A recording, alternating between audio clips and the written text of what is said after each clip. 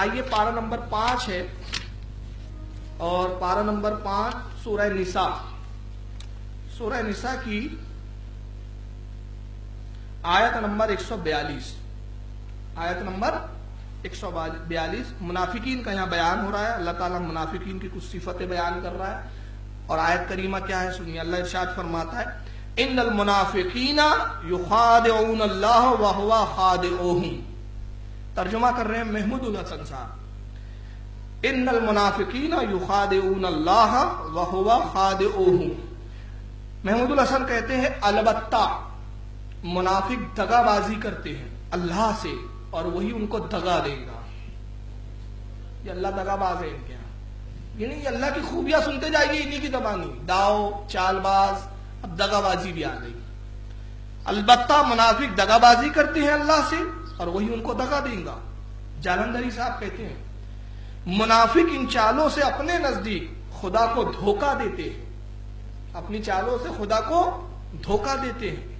یہ اس کو کیا دھوکہ دیں گے، وہی ان کو دھوکے میں ڈالنے والا ہے۔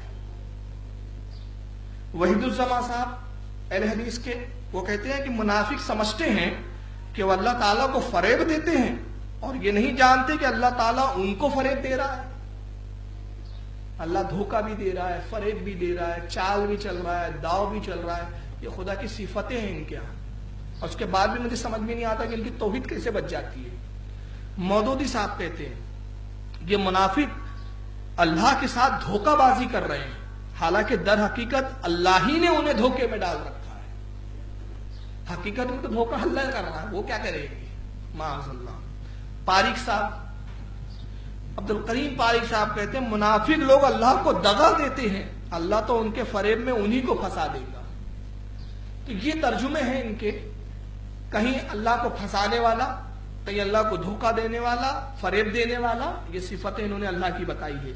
مگر آئیے دیکھیں اعلیٰ حضرت کی بارگاہ میں امام عشق و محبت الہی میں ڈوب کر کیسا ترجمہ فرماتے ہیں۔ کہتے ہیں بے شک، انا کا پہلے آپ نے لفظ استعمال کیا، ترجمہ کیا بے شک، جبکہ جتنے ترجمے کیے انہوں نے انا کا ترجمہ ہی نہیں کیا۔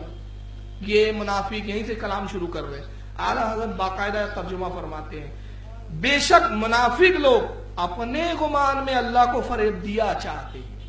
وہ فریب کیا دیں گے، وہ سوچتے ہم نے دے دیا، اپنے گمان میں گمان کیے بیٹھے ہیں، حالانکہ حقیقت نہیں ہے، وہ کیا اللہ کو دھوکہ دے سکتے ہیں۔ بے شک منافق لوگ اپنے گمان میں اللہ کو فریب دیا چاہتے اور وہی نے غافل کر کے مارے گا۔